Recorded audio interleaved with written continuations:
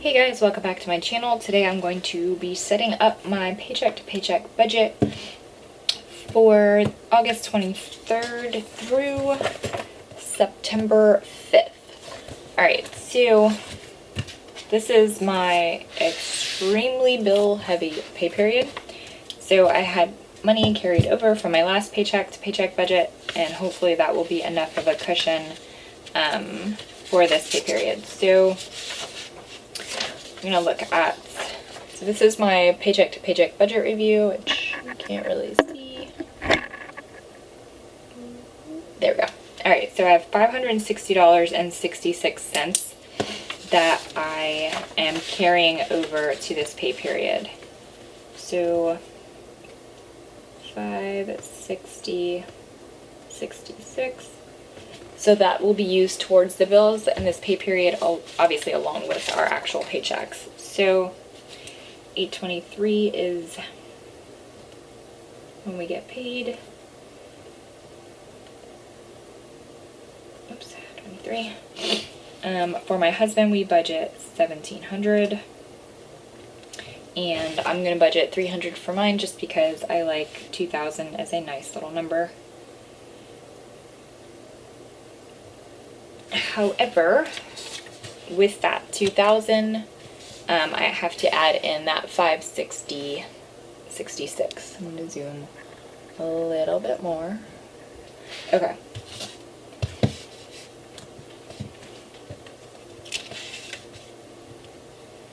So we have $1,700 plus $300 plus $560.66. So that's basically our starting point for the budget. So $2,560.66. Okay. Next, I'm going to untangle my papers. Write out the bills that come out during this pay period, and I'm going to put Betterment first so I don't forget. Last time I forgot my Betterment withdrawal. That is the investment app thing I use, I guess, or whatever. Investment company that I use. It's a robo-investor or investment method, I guess. Right now I'm losing money. So it's best not to look at it, but whatever. You let it ride. You don't invest for the short term, right? That's what I've been told. Alright, so the 23rd, I'm going to put Betterment, and that's $250. That comes out every pay period. I just automatically withdraw it from my checking account. So it's $250.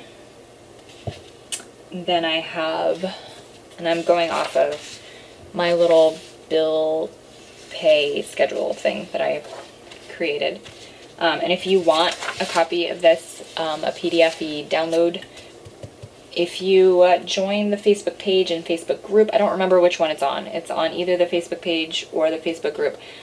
If you want this, you can download it from one of those. I don't remember which one it's on. I think it might be the group, but I'm not 100% sure. But it's free, and you can download that.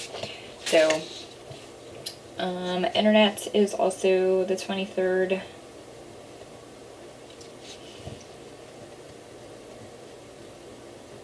And that's $50. My dental sinking fund is also the 23rd.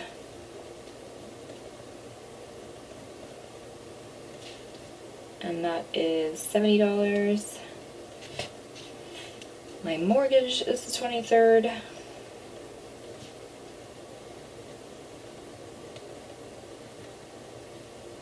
And that is $735.49. Health insurance is also the 23rd.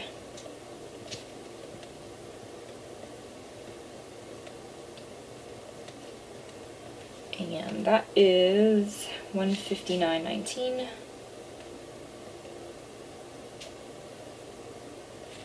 Alright, then AIG, which is my life insurance, well, not mine, my husband's life insurance, and that's a sinking fund, and that is $60. Alright, then, I don't even think I have room for all my stuff.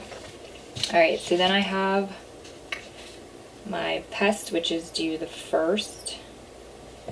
And then I'm going to put the pest and the trash together because I am running out of lines here. So pest, and these are both sinking funds. Trash sinking fund. And then my electric is also due on the 1st. Electric, which is $125. And then, so I'm going to add my 2 sinking funds for pest and trash together. So my sinking fund for pest is $33, and my sinking fund for trash is $24, which I did not need a calculator for. $57 is how much those are together. Okay, that is quite a bit of bills. Alright, so I'm going to take this $2,560.66, which is my budgeted actual income, plus the $560.66 that I carried over from last paycheck, knowing that this was ridiculously bill heavy this pay period. Alright, so let's add these together. Move this over so you can see.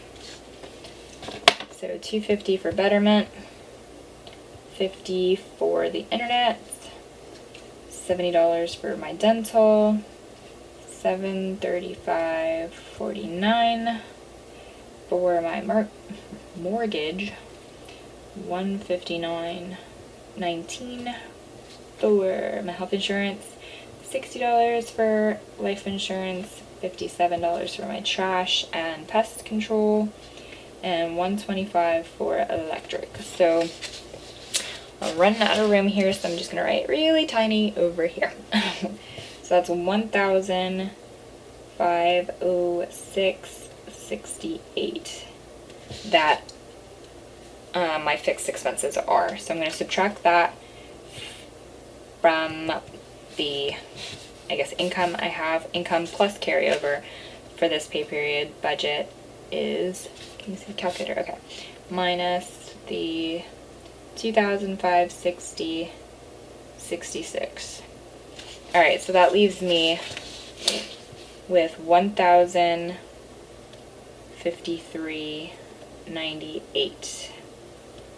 Alright, that's how much I have left to be able to put into my variable expenses. So, first things first, let me find my, alright, so these are the numbers I wanted to carry over in specific categories.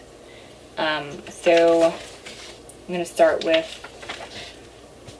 my spending money. So I always give us each $50, and then plus the carryovers that we have from the previous period.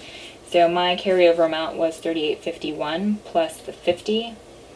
So 38, so 88.51 is how much I have. My husband had 72.15 left. Dang, I keep forgetting the 72.15. Okay, plus 50. So he has 122.15.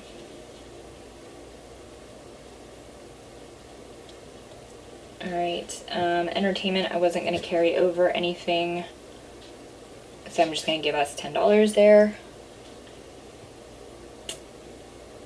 Personal care, I am going to put 20 there. I just don't see when he's going to get his haircut well, I guess next week maybe. Not this coming week, but next. Okay, so 20. Gas. So I usually budget $100, but I am carrying over $100 from the previous pay period. Reason being, there's actually 2 reasons. One, my family is taking a weekend trip to my in-laws' house, and it's like a couple-hour drive, so there's definitely going to be some gas, extra expenditure in gas. Plus, there's also this like missing gas transaction, two missing gas transactions on my bank account. I have no idea where they went. I know I got gas on the first day of school, so did my husband. We literally got gas at the exact same time, and it showed pending on my bank statement for a few days, and then it just disappeared, and that was like almost 2 weeks ago.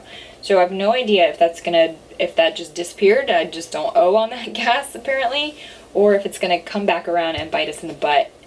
So I'm just gonna keep like rolling over this $100 to cover that until it eventually comes out. If it doesn't ever come out, then I guess I got free gas. But it was the weirdest thing, because like as soon as we got gas, it showed us a pending amount. I don't know what the actual amount we spent on gas was, because I don't do the printout receipts for gas. So it just said pending $1, and then they just disappeared. So I have no idea, and it freaks me out, and I'm so afraid it's gonna come out and me not have the money in the bank for it. So, I mean, granted, I do keep a cushion in there anyway, but still. Okay, so enough rambling. So I'm gonna put 200 in there, 100, which I'm actually budgeting for, and then the $100 safety net of money that may or may not ever get charged to us, I guess. Let's see how much we have here. So we have $1,053.98, and I'm going to subtract out the $200 for gas and $88.51 for my spending money, $122.15 for my husband's, $10 for entertainment, $20 for personal care. That leaves us with $613.32. I'm going to do they'll probably get food on the way to the river, so maybe $50 for that, because they're gonna probably get food on the way there, and then on the way back the next couple days later. So I'm gonna subtract out 50 for that. That leaves me $563.32.